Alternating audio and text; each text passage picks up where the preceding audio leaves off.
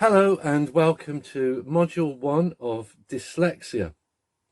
I'll discuss with you in a moment what Module 1 entails, but before we go on, just to let you know that my name's Andrew Whitehouse. You can connect with me on LinkedIn. I'm Andrew Whitehouse with a few letters after my name.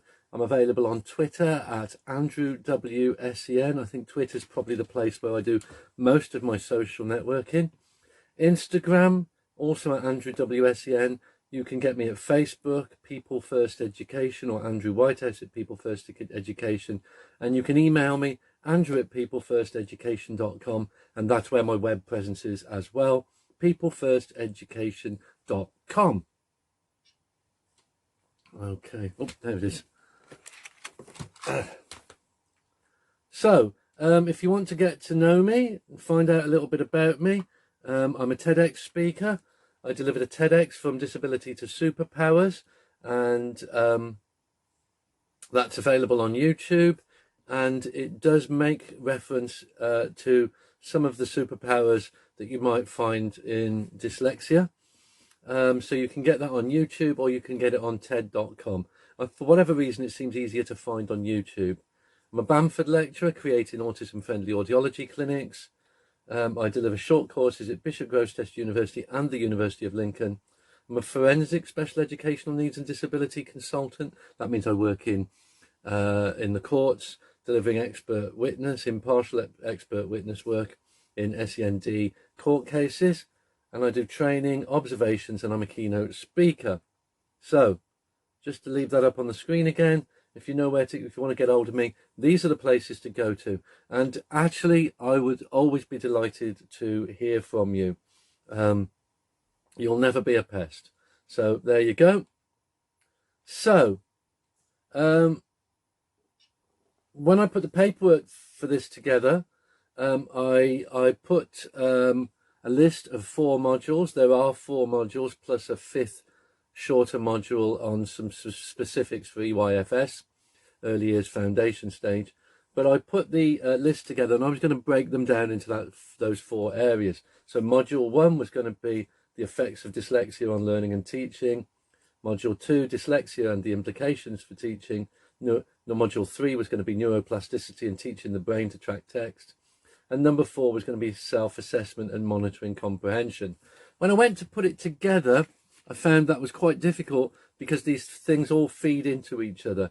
So what you've essentially got, although we've broken it down into 4 modules, you've got one big 4 to 5 hour module that covers all of these areas in dyslexia. So best thing you can do is start at module 1, which is what you're doing. And if you're one of the people that didn't, you'll be reminded at the beginning of module 2, 3, or 4. Okay. When I do training, and quite often when I do observations as well, I often don't get to see the fruits of my labour. I don't get to see what's happened as a result of the work that I've done. And so, I will go into an environment, or I'll have a meeting, or whatever it is, deliver some training, and people will go, oh, that's a great idea, and, people will give things a go. What I don't find out is whether it's worked. Some years ago, after the birth of not long after the birth of my 4th child, I met one of the medical professionals that looked after her in the local hospital, and we were chatting in the playground, and she said, actually, I've been wanting to have a word with you. She said, you do work with dyslexia, don't you? I said, yes, I do, yes. And she asked me what I did, and I said, well, I deliver training and interventions and try to get people reading and writing. And she said, my son has got severe dyslexia, and I'd love to talk to you about it someday. I'd love to come on one of your events. Well, at that time, as is now, I was a big fan of the NHS and the work that she'd done to help my child.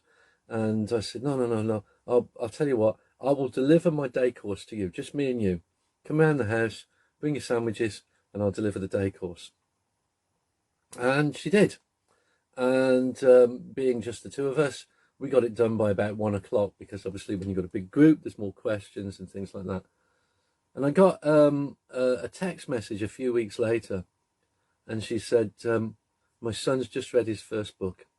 I said, really? She said, yeah. She said, I can't lie, it's been hard going. She said, but my son's just read his first book. Let's break that down a bit. When I work with autism and ADHD, I often say, you won't have to work any harder, just work a bit smarter. This is not the case in dyslexia. There is a lot more hard work involved. But anyway, yeah, she was seeing the fruits of her labour, as I've just been discussing. So I said, would you mind putting something together for me, a little testimonial or something? And she said, absolutely, no problem at all. So she sent this along to me, and I'd like to share it with you. It has been so fantastic to find Andrew, who fully understands how my son will learn letters, words, and numbers. As a parent, when Andrew discussed the various learning strategies, I found them to be very simple and straightforward. When my 6-year-old son started using these methods, his life changed instantly. Move you along to the second page of this. It was as if an orchestra was playing the most fantastic music, and that was the first time he'd ever heard a sound. My son's eyes, his facial expression, he was amazed at what the written word could do. Not just a lot of jumbled up letters in no particular order, but words in rows and in straight lines. It's amazing. My son is able to read books. And that was Joanne, who's an NHS professional and a mother of 4. And so, obviously I was delighted to hear that, because that really means a lot to me, to find that that these things are making such a massive impact. And in actual fact, I had a similar email, but this was from an adult who'd been on to one of my workshops at Bishop Grosseteste University. And I would say this lady, she was a mature student.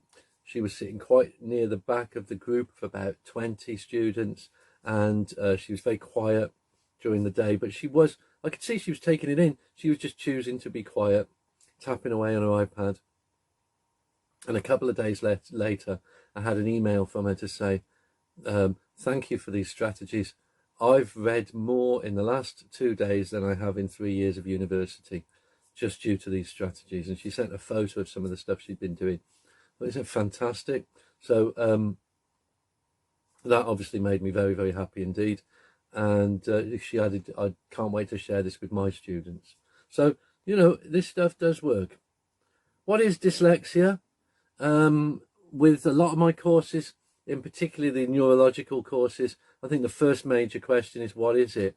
Some people ask if they can just skip all this and go straight to strategy. Your major resource in your arsenal of resources is the knowledge of what's going on and why it's going on. You need to know this stuff. I can throw a load of strategies at you, but ultimately knowing why things are happening will help you more in developing your skills in dyslexia, as indeed with autism and ADHD, and it will help you more in designing your own strategies and interventions. And by the way, if anyone does send them this way, I'm always pleased to be developing my own continuing professional development. So, as you can imagine, there are a lot of dyslexia descriptions out there.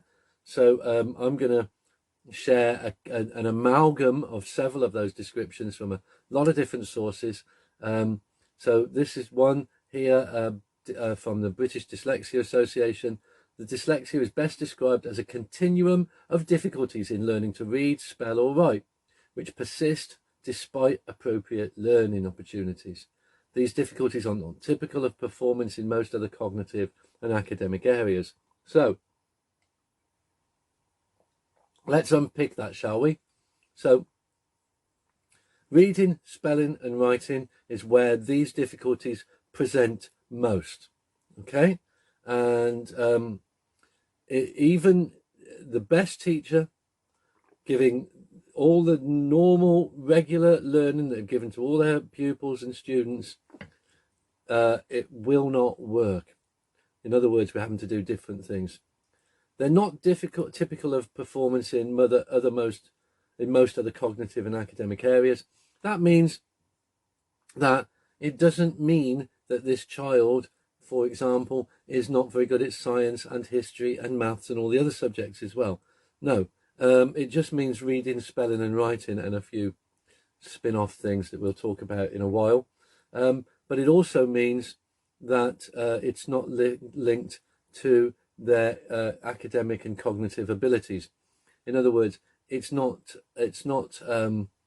suggesting that this child is low ability, but it's also not suggesting that this child is necessarily of a higher ability either. Okay. Comprises about 80% of all learning disabilities. That's quite a big figure, isn't it? But it is definitely, in my experience and in pretty much everything you read, it is the biggest and most common neurological diversity. Not only is it the most common neurological diversity, but it's also, along with ADHD, is one of the most common that you would get in association with another condition. Meaning, lots of people with dyslexia may also have ADHD, may also have autism, etc. So 80% of all learning disabilities, fundamentally it's a language-based disorder. And what we're going to find as we go along is that it's not just linked to written language, but it will be spoken language as well. So it's a language-based disorder, and it covers obviously more obviously written language, but it does have a massive impact on spoken language. It's not caused by a visual problem. This can be a little bit confusing for people because one of the essential professionals that you would be using or may be using in dyslexia might be an optometrist. An optometrist might well take an eye test or would take an eye test and prescribe you glasses, and then they may well, in dyslexia, prescribe you glasses with a prescribed colour as well as lens thickness. So blue glasses, yellow glasses, lenses. So it's very understandable for people to think, oh, this is a visual problem. It is not a visual problem. It is most definitely a neurological problem.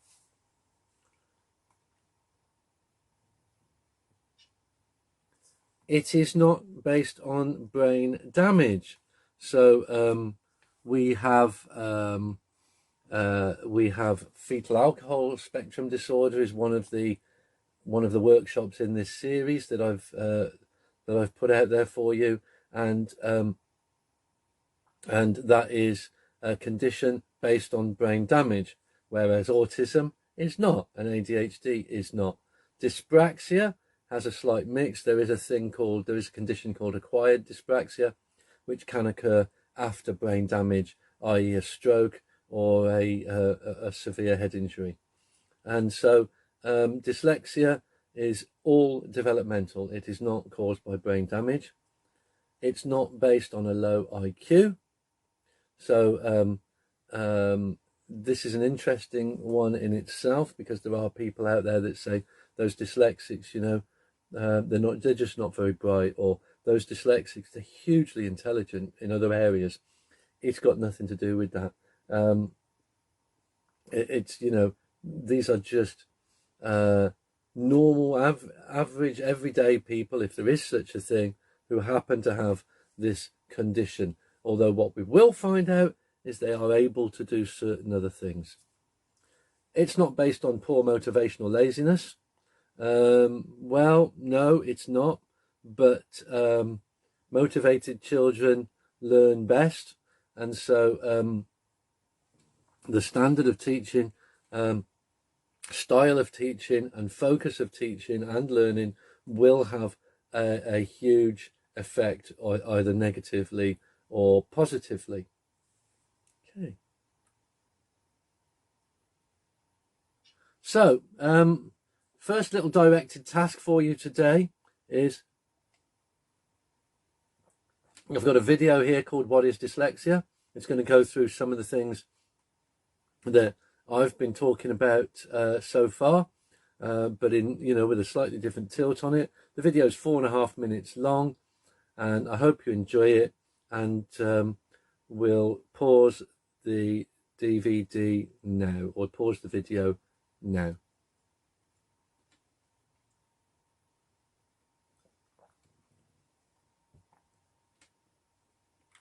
Welcome back. I hope you enjoyed that. Some really interesting points, some of which I would like to go over with you as we're going through this this workshop. But yeah, hope you enjoyed that one. I know I did, and I was very keen that you should see it. This is a quote from the British Dyslexia Association about a person called Gemma. Gemma is dyslexic, and this is how her dyslexia affects her. And this is Gemma's own words, and I think this is pretty accurate for the majority of dyslexic people you meet. I have difficulties reading, writing, spelling. I sometimes have difficulties with maths. Just like to talk about that there. I have delivered a dyscalculia workshop for you. And one of the points we make with dyscalculia and the difference between that and dyslexia is a language-based condition, whereas dyscalculia is concept-based. So if you're having problems with maths and it's maybe things like getting numbers around the wrong way and things like that, it's more likely to be a representation of dyslexia than it is to be dyscalculia. Dyscalculia is conceptual. Sometimes I find it difficult to concentrate. I get letters and numbers mixed up, or letters or numbers mixed up. I have problems meeting deadlines or being on time. I can be quite forgetful.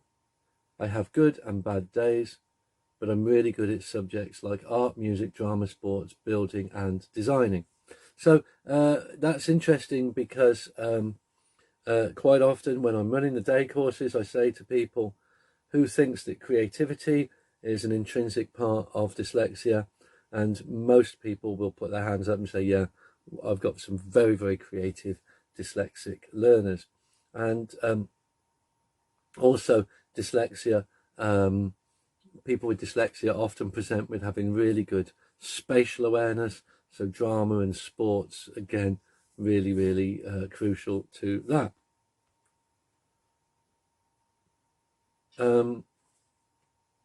It's a range of ability levels.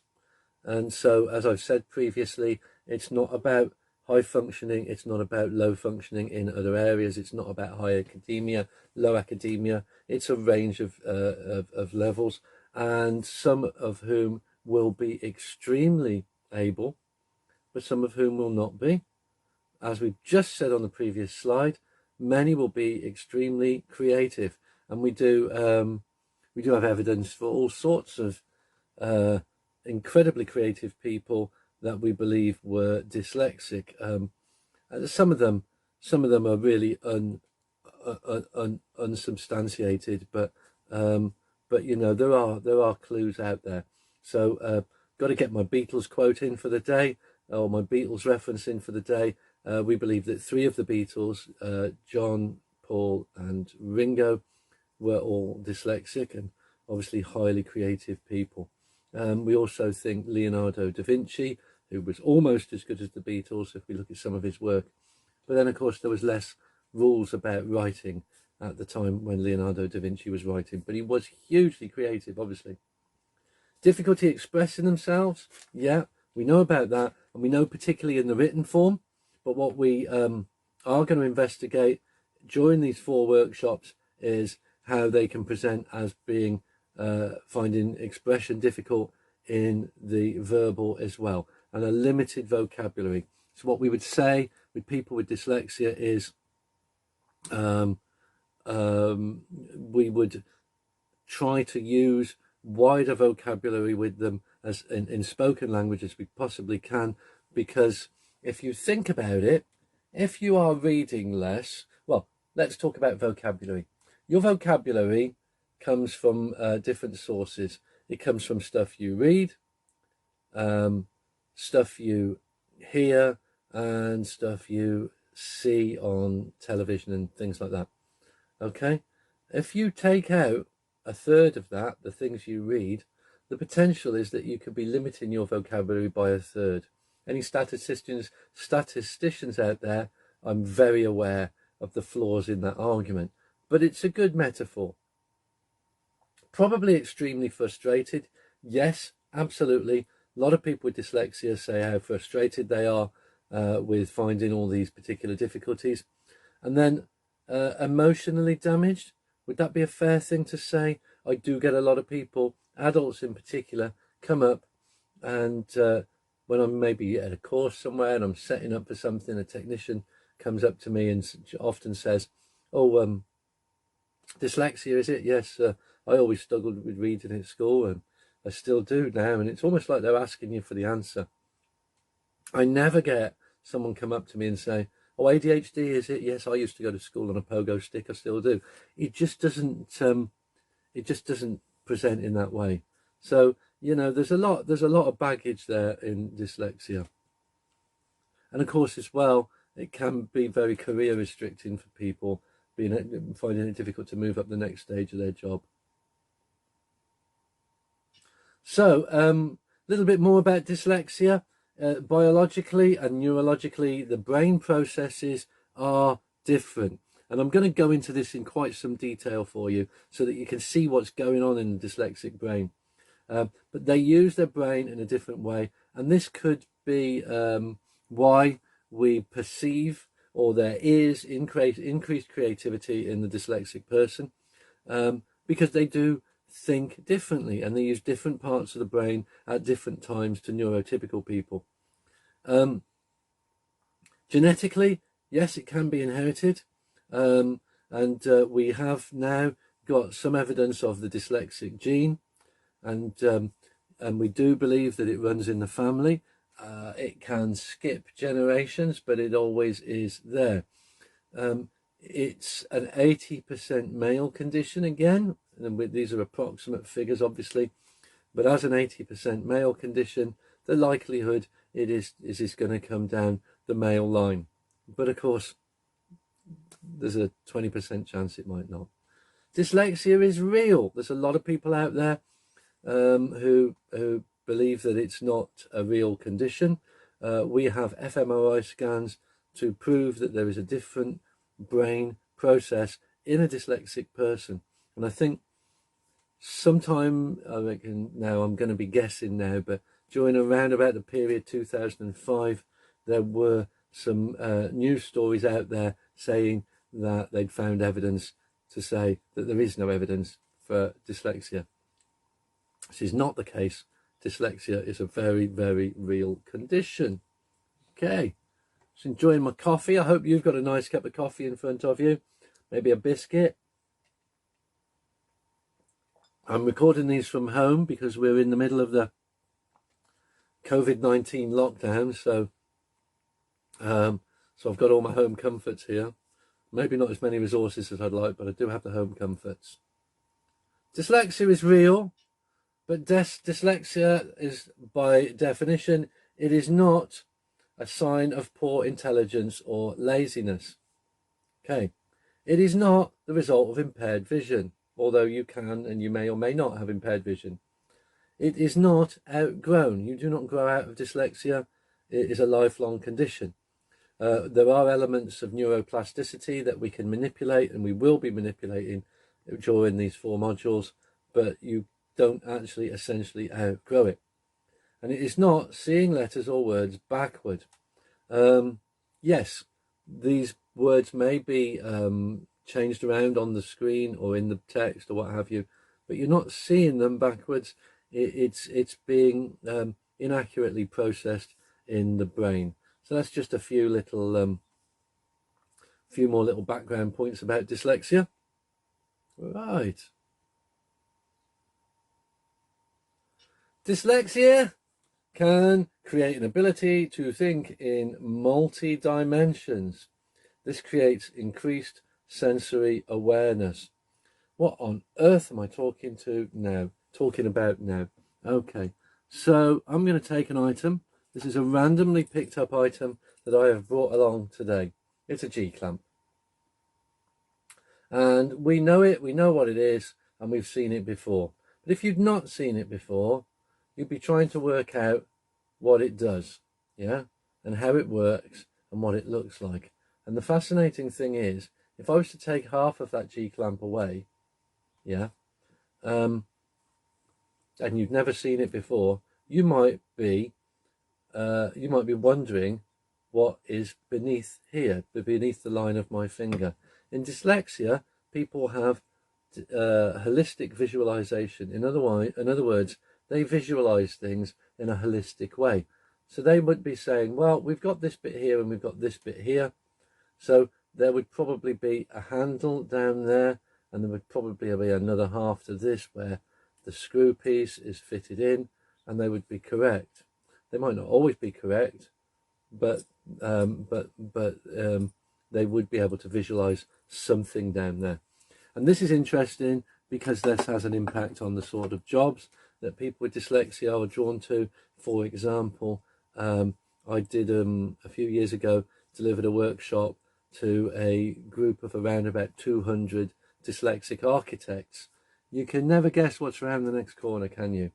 And the other thing that I did was I delivered a workshop to a range of dyslexic taxi drivers. Now, what was that about?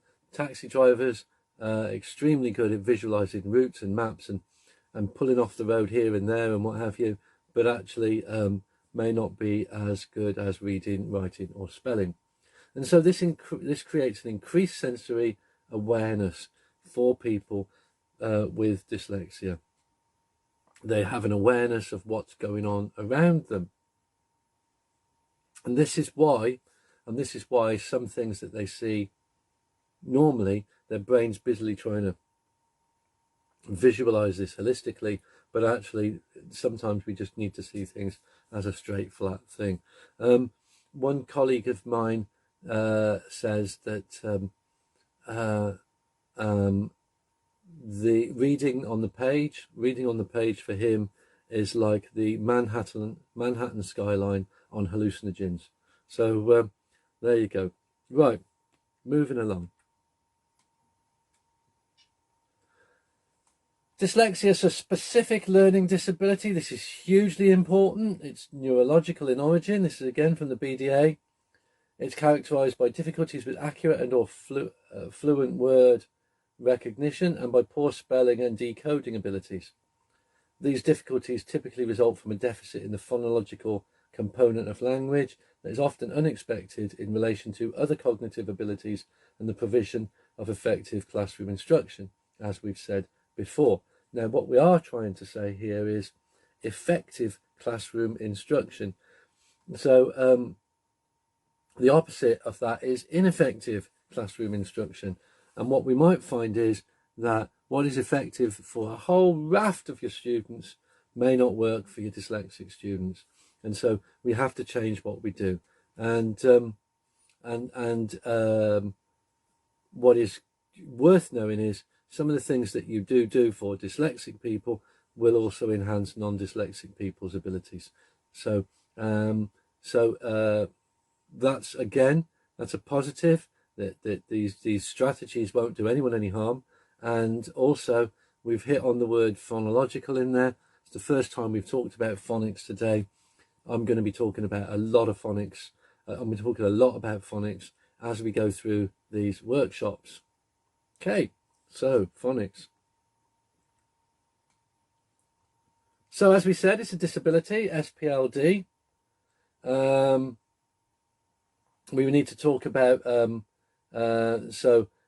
we need to talk about the fact that under the Equality Act, reasonable, proportionate and appropriate adjustments, you have to make a reasonable adjustment. What is a reasonable adjustment? It's exactly that.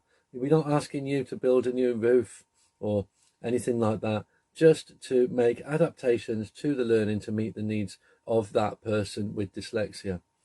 According to the Special Educational Needs and Disability Reform Bill, that the that the person with dyslexia doesn't have to be diagnosed. It may have SEND. That is the same with all conditions. If you think they're presenting with ADHD or dyslexia or dyspraxia or dyscalculia, autism or attachment disorder or anything you want, because they're presenting with that, even without a diagnosis, we have to put the right things in place.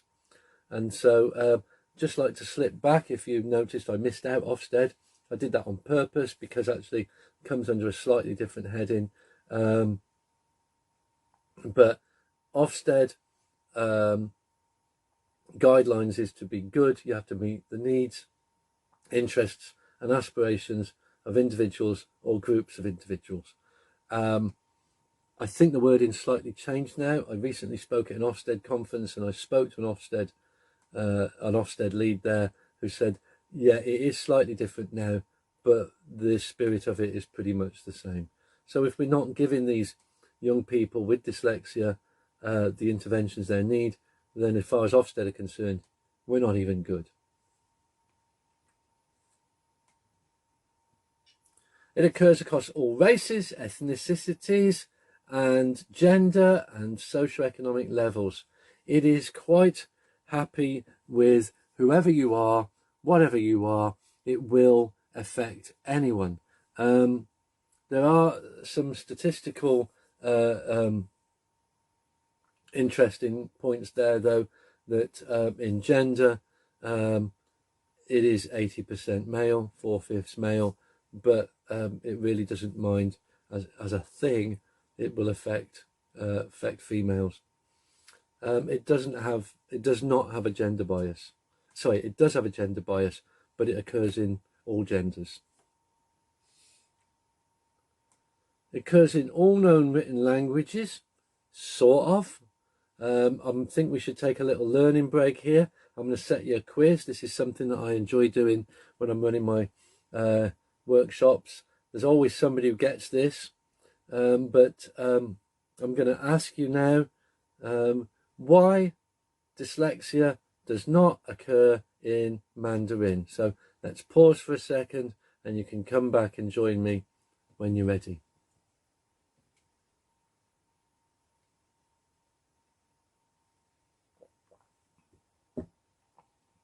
Welcome back.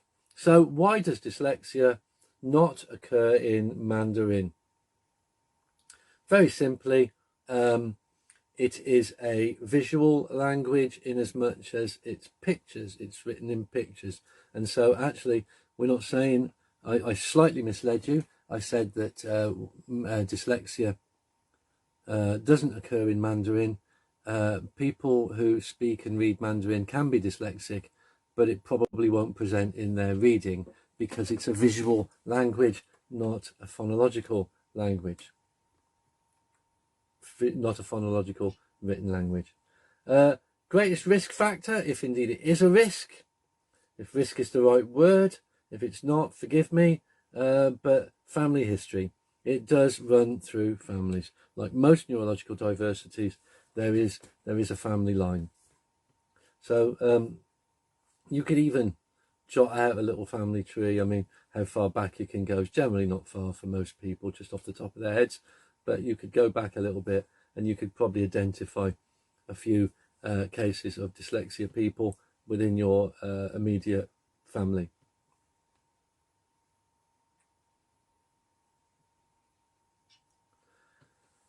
Preschool history of oral language delay is also a significant risk factor. So, you know, if they were speaking late or anything like that, then that, you know, or using minimal vocabulary, that would be quite an important one to sort of flag up. And when we do the EYFS workshop, I do suggest that this gets flagged up at that point. So speech delay, language delay, any kind of communication delay is a significant indicator as well as a risk factor. Boys are stupid, throw rocks at them. I sincerely hope not.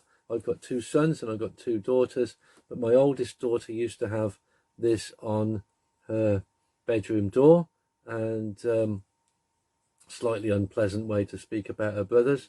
But there is a misconception that boys writing and boys reading can be substandard to girls writing and girls reading. When we actually dig in, sometimes we find out that some of this stuff that we've looked at as not being very good is actually, there's been some quite good risks taken in this writing process. So slightly unfair. There is no real evidence to say girls or boys are better at reading or writing, but what there is evidence to say is that there are significantly more boys with dyslexia.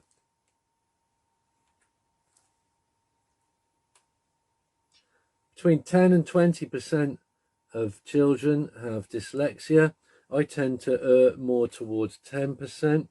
I would say 10% have dyslexia, and I would say maybe 7% probably never even realise they've got dyslexia and just struggle a bit. 3% would have severe dyslexia.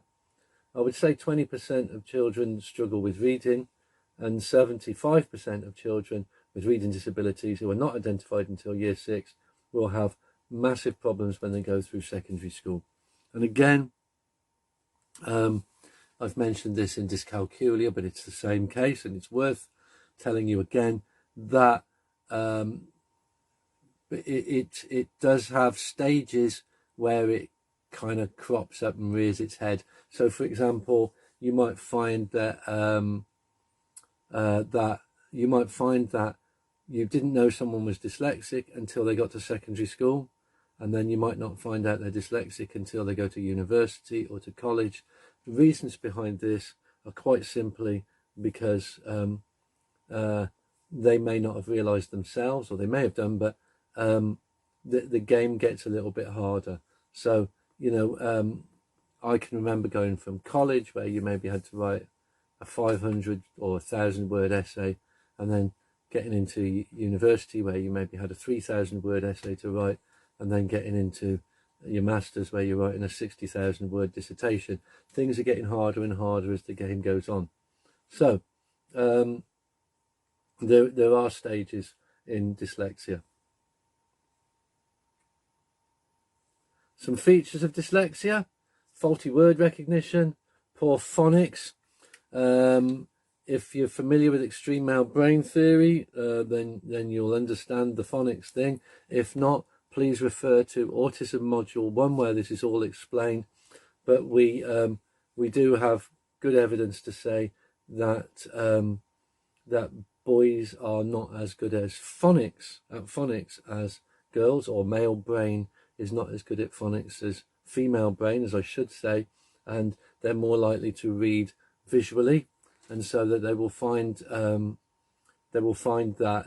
flashcards and things like that would help them more.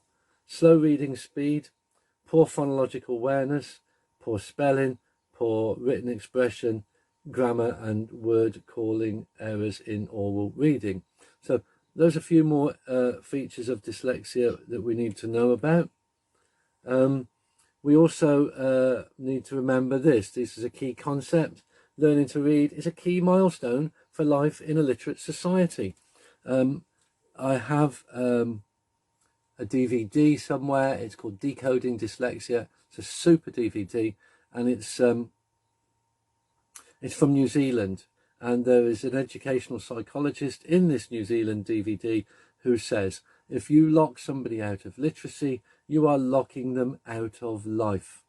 And I think, yeah, it's certainly locking you out of a massive part of life. But then learning to read is not natural for many children. If we talk about the boy who at 6 years old had read his first book, we talked about right at the beginning of this workshop, his mother described him as hearing an orchestra for the first time. Yeah, literacy may not be natural, but we might have to work on it, but the benefits are great, are hugely important. Literacy development starts long before children start formal reading instruction. Yes, again, we know that children are drawn to books, are drawn to text even before they really know what they are and what they do. I'd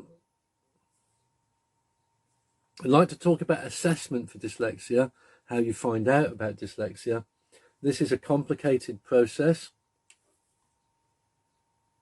and it's gonna contradict itself in places, but there is a reason for this, which I will explain as we go along. For possible dyslexia, assessment must include phonemic awareness, phonics, fluency, vocabulary, and comprehension. Screening for other learning disorders, ADHD, behavioural emotional disorders or symptoms. I would say if you get a good screening or a good assessment for any condition, the modern way and the best way is not to screen or look for dyslexia. It is to screen the whole child and in adults and the whole adult and see what is in there. Not be looking for specific things, but to see what comes out of there. It's all too easy to get a diagnosis of dyslexia and then find out that you'd missed the ADHD that was helping them, that was hindering them from concentrating. So yeah, screening further learning disorders needs to be within there. And once we've done this, we need a linkage to appropriate interventions. Again, there's no point having the label unless you're going to do something with it.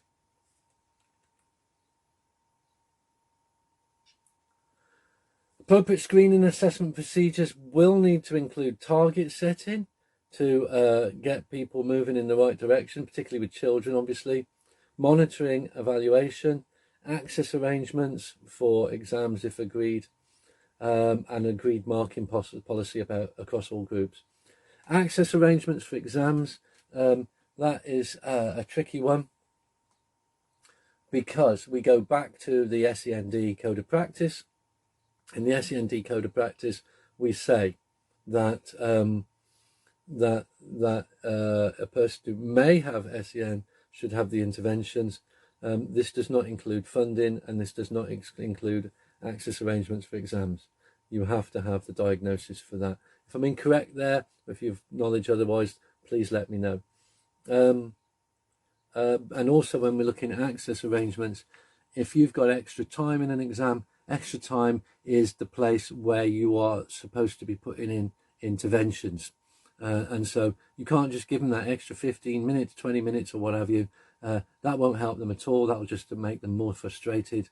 You need to give them resources, strategies, interventions that they can use. Agreed marking policy. I'm going to put some work into marking policy as we go along. I've actually put a marking policy together for you, which I think is really helpful, very dyslexic friendly and very practical.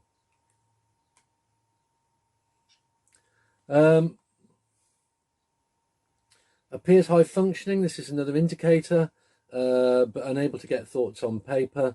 Reading achievement is below expectation. Let's take the first point there. They're unable to get thoughts on paper. We should have very basic ICT in the classrooms that allows children to get things recorded, to put things down on paper, to put things down in other forms than on paper.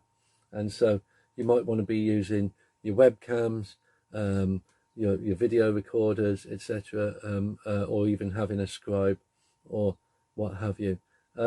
Even something simple like recording it onto an iPad, verbally recording it onto an iPad. High functioning, but unable to get it down on paper. Paper is not the only medium. Reading achievement is below expectation. Again, that expectation could be age related or academically related. And if you think, well, this child's really good at history and maths and science, they're really struggling with this, then that's one that we need to be thinking about. There's also memory difficulties, poor planning and organisation skills, apparent lack of concentration, tires easily, and performance varies from day to day. Let's look at the lack of concentration. If you're being taught in a language almost that you don't understand, the written language, then you're not going to be able to concentrate. And if the mental strain on you is going to make you tired, and this is going to cause you to have difficulties from day to day. I'd also like to flip back up there to planning and organisational skills. 50% of people with ADHD are dyslexic. Another indicator, I'm going to mention this one again, and possibly one more time, history of dyslexia in the family. Okay, keep going. Screening tests are designed to give an indication of possible dyslexic difficulties. They are not diagnosis, and they are not 100% accurate. And there are loads of them out there, and they all do different things. And I will show you some examples, and then you'll realise how many of these things there are to choose from. Some are delivered by a computer, others need to be administered by a teacher. And so, you know, it's there's so many different ways, and I will, as I say, I will show you this. I did a very simple Google image search, dyslexia screening test, and this is what came up. I mean, there's, again, you know, this is the first 10 things or so that came up. 1, 2, 3, 4, 7, 8, 9, 11 things that came up, and there's no 2 that look even vaguely similar. So it really is, there's no standardized way of doing this. The next steps, some just give an estimate to the child, their position, and the fact that they're likely to have difficulties. A few more, if you get into the more detailed ones, they will give you a profile of strengths and weaknesses, which obviously then you can action plan behind that. You can decide where you're going next. Are we going to be looking at memory? Are we going to look at transposing of letters? Are we going to be looking at alternative ways of recording? Are we going to look at additional strategies to phonics? They're all there. So, you know, you really want a good in-depth one. And where the tests indicate a moderate or high probability of dyslexic difficulties, the best thing you can do then is get on for a proper diagnostic assessment. You may, in your area, find that difficult to get. You may have to pay for this. It's not cheap, but it is a good route to help. If you can do it, then I would recommend it, depending on the quality of the professional you're using. But in my experience, there's some really good people out there that will do a very, very good, in-depth, insightful job. And this will determine the precise nature of the dyslexia and the difficulties. There are many areas, there are many starting points. Okay, just having a little. Okay, next steps. Are you going to go for specialist tuition?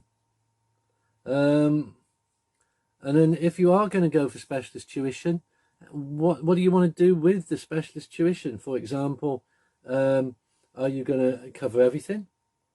You know, are they going to look at maths difficulties? Are they going to talk about lifelong goals, lifelong aims? Are they going to help with memory strategies? Are they just going to look at the reading, writing and spelling? I would say that, you know, you've got to make a choice, and you've got to speak to that specialist tutor and say, well, you know, this is what do you plan to cover, or what, you know, you're going to be able to cover this and this. These are hugely important considerations to make, because actually, you know, with the right strategies, we can all really help with the reading, writing and spelling. It's a lot of the other stuff that gets a bit more complicated. Diagnostic assessment should always be conducted by a certified person, a chartered psychologist, one that specialises in children, a specialist teacher or an assessor with an assessment practicing certificate, and you want to know that's all in place.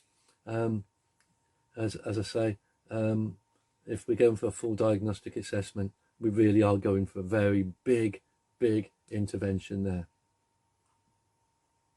When choosing an assessor, we might even want to say who, you know, what's the purpose of the assessment. So if we've got someone we're worried about going into their year 11 GCSEs, for example, that's something we want to be talking to them about and saying, we're looking for study skills, we're looking for revision skills, we're looking for discrimination skills, and we're looking for exam skills, and really get a focused plan. Over these 4 modules, you'll probably get 200 strategies and maybe, things you can try. And if you go back and throw all those at a child, you're not going to get anywhere. If you go back with a focused action plan, we're going to focus on this, this, and this, maybe 3 things. That's when you'll start to get the results. So we've got another video here, and this video is about the benefits of getting a dyslexia assessment. I will say to you, it is only one side of the story, and the person in the video is very pro assessments, but she has got a lot of information to share. It is only a short video, and I think you'll get a lot of benefit from listening to her opinions. So 4-minute video, directed task, starting from now. Please pause.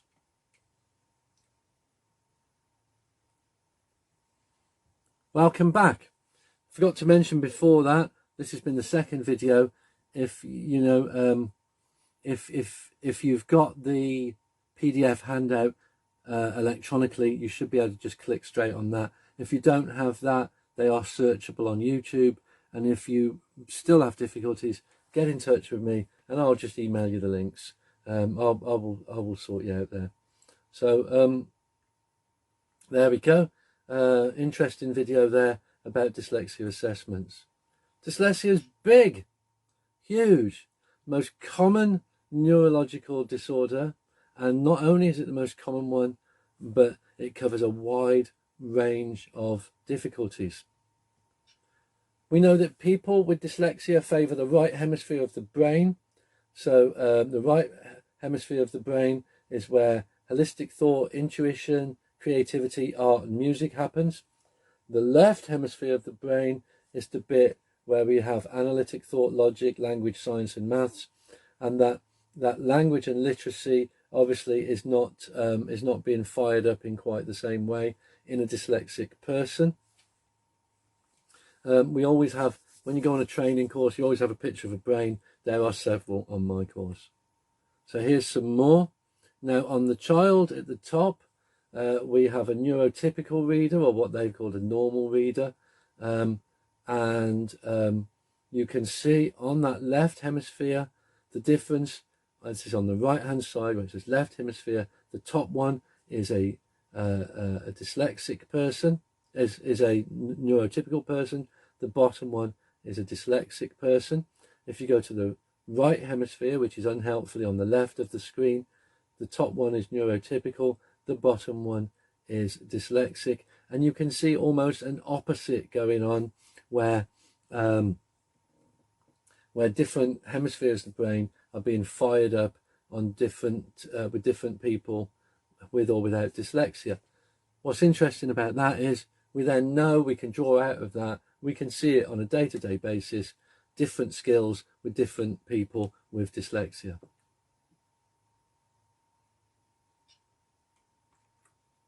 Okay, seems to be just a little bit of a struggle moving forward with this.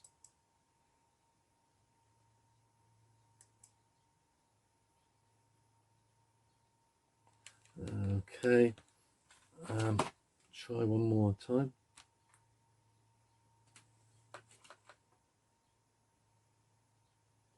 We're having difficulties moving this forward. What do you mean? It's just not going forward. Can we pause? Yeah. You gotta stop. 3, 2, 1. And welcome back. Sorry about that. Another little technical glitch. So reading is not a natural process. Humans are genetically and neurologically hardwired to speak. Reading and writing came much later. And so we're not hardwired for reading, and we have to learn this through a conscious effort. Brain regions developed for other functions must adapt to new demands that result from the highly complex skill of reading. So there are three major regions in the left hemisphere of the brain that carry the workload for reading in most good readers. And you can see it there. You can actually see the three on that left hemisphere in the neurotypical brain, the three most busy parts of the brain when reading. As children become good readers, more brain activity takes place in the back of the left hemisphere, which allows word recognition to become automatic. And again, you can see towards the back there's far more activity going on in that left hemisphere of the neurotypical brain than there is in the dyslexic brain. For people with dyslexia, the growing efficiency is not occurring, and you can see that in that bottom right image of the left hemisphere of a typical dyslexic brain, that it's just not showing, just not firing up in the same way. However, we can make things happen, but we do need interventions with that, and that's where we will be going with this workshop. Underactivation in critical dorsal and ventral regions in the left hemisphere of the brain constitutes a neural signature for dyslexia. So, you know, if you were to scan a brain, if that's your thing, then you'd quite easily spot typical dyslexic presentations. And that you'd find that in really sort of very early years children. Compensatory activation occurs in frontal and right hemisphere brain regions, but this does not result in accurate, efficient reading. No, it doesn't, but it does result in more accurate, efficient other things, like we talked about: music, creativity, sport, drama, all those sorts of things. Functional connectivity among critical brain regions is equally important for reading proficiency. Intensive, appropriate remedial reading therapy results in more normal brain activation patterns and better reading skills. In other words, we need to go back in and we need to teach in a very different way. And this will be coming up in the later modules. Children's abilities in this area when they come to school is influenced by biological based talent and the opportunities to learn from their preschool environment, whether that is a formal preschool environment or being at home. Just going to throw a little one at you there. Recent research just come out that children's reading ability is hugely enhanced in children who watch television with subtitles. Just thought I'd throw that in there. That's a free one. So we're coming towards the end, but we need to say children come to school very different from one another in the experience that they have had that prepares them for learning to read. And what we're trying to do is have that level playing field for all children when they start school, in order to get them into some kind of level together.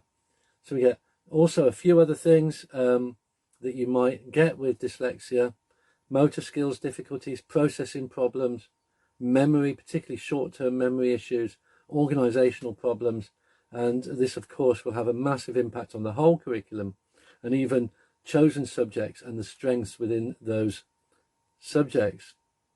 We need to also say that mild dyslexia can present inconsistently. Some days it's better than others. Some days, you know, it could be anything. You could be tired, hungry, really anything. Anything could make a difference.